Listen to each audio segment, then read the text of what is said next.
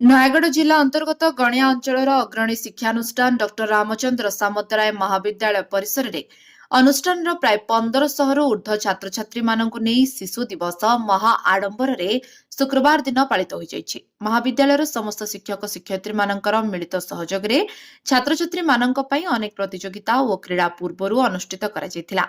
ମହାବିଦ୍ୟାଳୟର ଅଧ୍ୟକ୍ଷ ଡକ୍ଟର ମଳୟ କୁମାର ପଣ୍ଡାଙ୍କ ସଭାପତିତ୍ୱରେ ଶିଶୁ ଦିବସ ସଭାରେ ଉଦ୍ଘାଟନ କରାଯାଇଥିଲା। ମଞ୍ଚାସୀନ ଅତିଥି ପ୍ରଥମେ ପ୍ରଭୁ ଜଗନ୍ନାଥଙ୍କ ବିଗ୍ରହ ଫଟୋଚିତ୍ରରେ ପୁଷ୍ପମାଲ୍ୟ ଧୂପ ନୈବେଦ୍ୟ ଅର୍ପଣ କରି ସଭା କାର୍ଯ୍ୟ ଆରମ୍ଭ କରିଥିଲେ।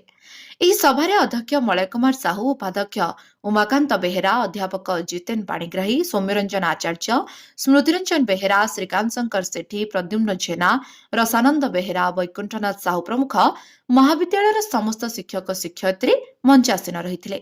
ଏହି ସଭାରେ ପ୍ରତ୍ୟେକ ବିଦ୍ୟାର୍ଥୀ ବିଦ୍ୟା ଅର୍ଜନ କରିବା ସହ ନିଜର ପିତାମାତା ତଥା ଗୁରୁଜନମାନଙ୍କୁ ସମ୍ମାନ ଦେବା, ସତ୍ୟ ପଥ ଓ ଧର୍ମ ପଥରେ ନିଜର ଜୀବନକୁ ଆଗେଇ ନେବା ପାଇଁ ଡକ୍ଟର ପଣ୍ଡା ମହାଶୟ ପରାମର୍ଶ ପ୍ରଦାନ କରିଥିଲେ।